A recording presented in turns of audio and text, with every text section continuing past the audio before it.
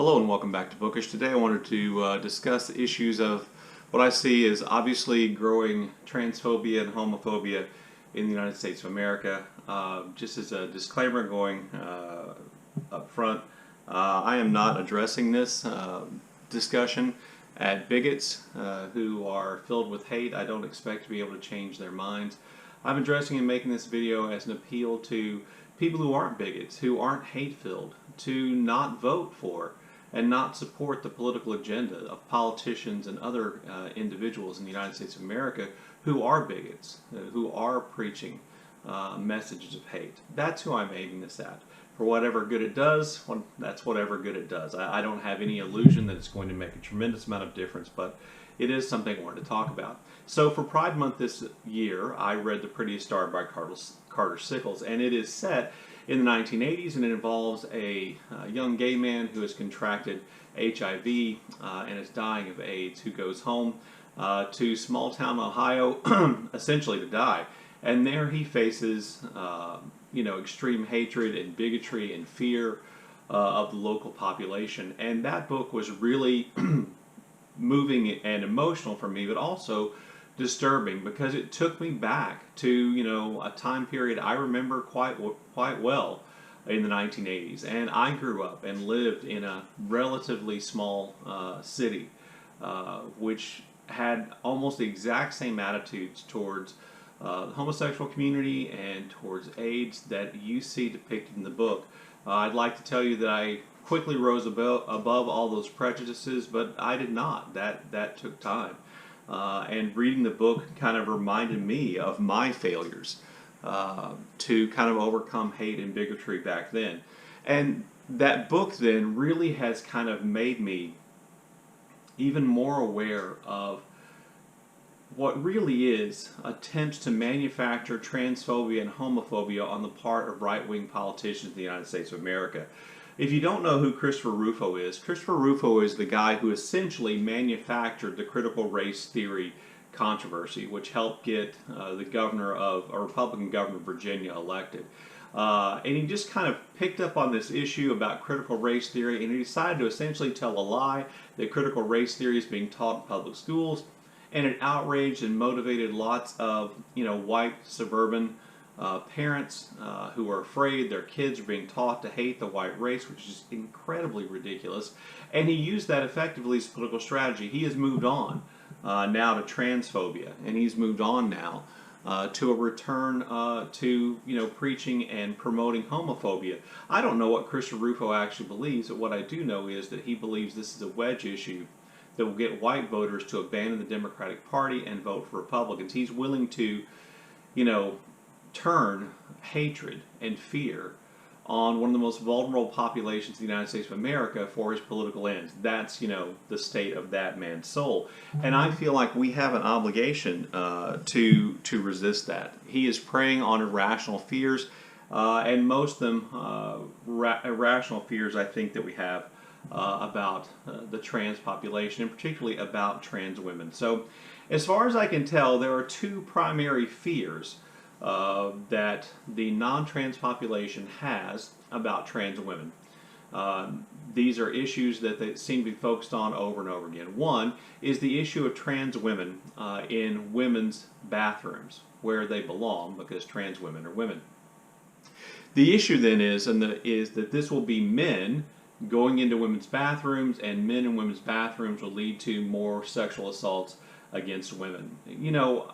I haven't been in a women's room, but I don't think there's a guard in the women's room who is checking people to see if they're men or women right now, who are checking to see if they're men who've dressed as women to attack women in bathrooms. And so I don't see that trans women in women's bathrooms create any new opportunities for sexual assault or sexual crime in women's bathrooms. Now, I'm not a woman, and so that's not a situation that I am going to find myself in, but I have a feeling this is one of those things which is a fear which is way more overblown. Also, there are really heavy overtones of this idea of trans women in women's bathrooms that you can track back to segregation, racial segregation in the South. When schools were going to be integrated, or was talk of integrating schools in the South, white parents feared for their daughters being, associated with, African American men who, for racist reasons, the white community believed were sexually aggressive and would attack their daughters. The same thing was true about allowing African Americans into public swimming pools.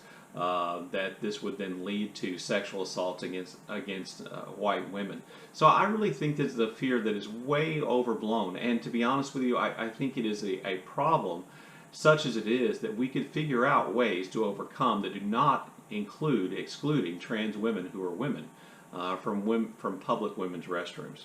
The other issue I see is with trans women competing in women's sports. I really think that this whole issue of, trans women athletes competing in sporting events is, again, incredibly overblown. Up to this point, there has been one trans woman athlete who has competed in a women's sporting event and won a championship. Just one. That young lady also competed in other competitions and lost to women. So I'm not sure how great this physical advantage is, but the truth of the matter is, in athletics, some people always have a physical advantage over others.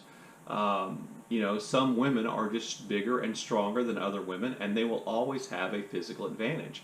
One of my favorite physicists, Sabine Hassenfeller, talked about this issue, and she showed a picture of the U.S. women's national basketball team in the hallway getting ready to play, I believe, the national basketball team from El Salvador. And literally, the American women had a 1 foot advantage in height, on average, in that competition. Now, does that make that competition unfair? Maybe. Does that mean that competition should be banned?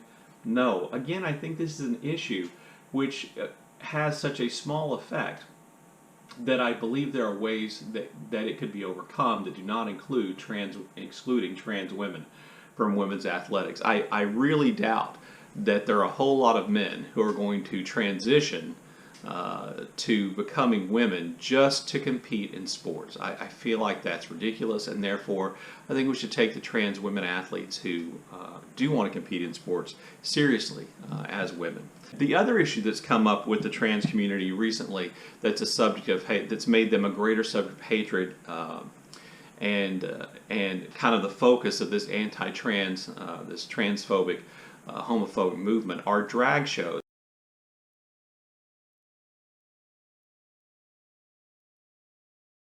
And, we've seen Marjorie Taylor Greene has proposed a bill to ban taking children to drag shows. Personally, I think you as a parent should decide what you want your kids to see and what you don't want your kids to see. This has nothing to do with the trans community. It has nothing to do with drag shows. I mean, my God, men have been dressing in drag and performing for audiences of all ages essentially forever. Just in the age of TV, Milton Berle dressed up in drag. The Flintstones, Fred Flintstone and Barney Rubble appear in drag in several episodes. Bugs Bunny was in drag. Mrs. Doubtfire is, Robin Williams in drag. Tootsie, Dustin Hoffman in drag. This fear of exposing kids to drag shows is just incredibly ridiculous. Are they seriously thinking that this is going to turn,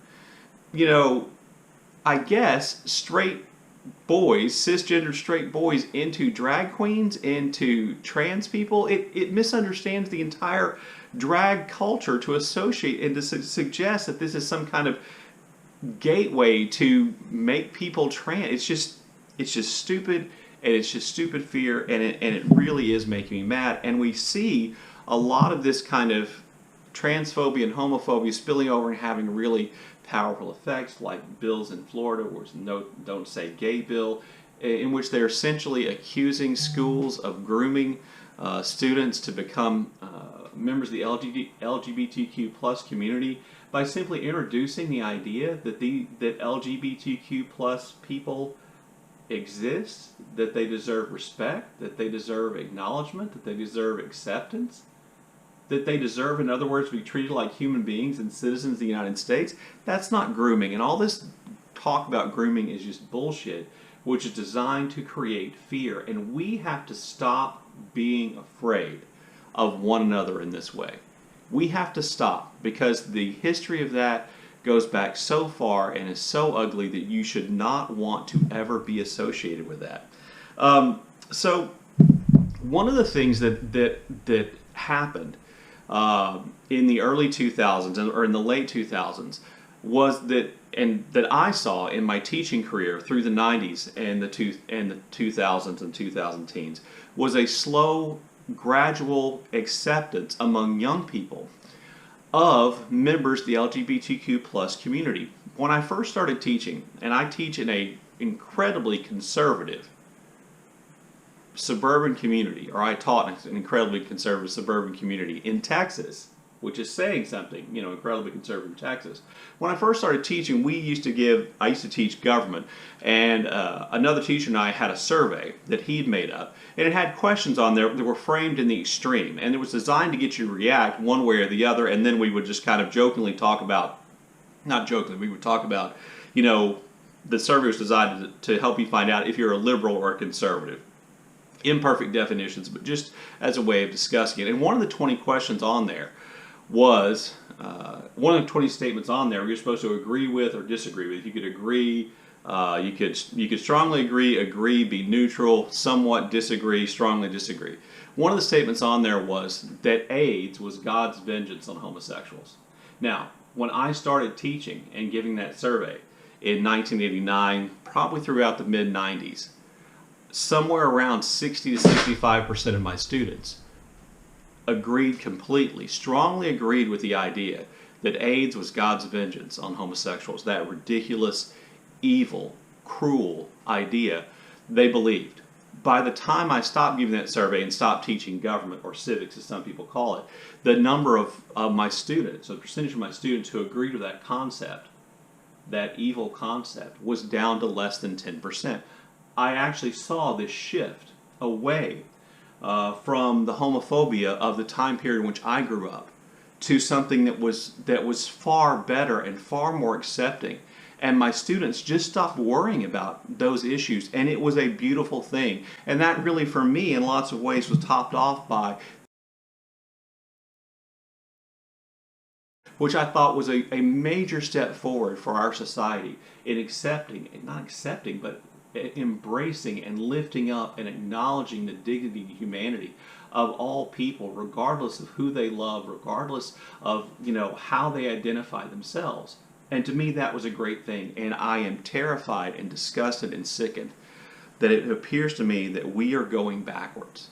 We are going backwards to a type of thinking that allowed politicians to justify doing nothing about the AIDS epidemic, because it was primarily affecting male members of the gay community who they believed deserved what was happening to them because they were gay. That is a horrible, evil, cruel concept, and we are headed back in that direction. So I'm making this video to encourage you not to support politicians, not to support individual leaders of groups who promote those ideas and attitudes. That is taking us backwards and not forward. That is taking us back to hate and not forwards towards love and acceptance. Anyway, there you go. Look forward to your comments in the comment section down below. As always, thank you for watching.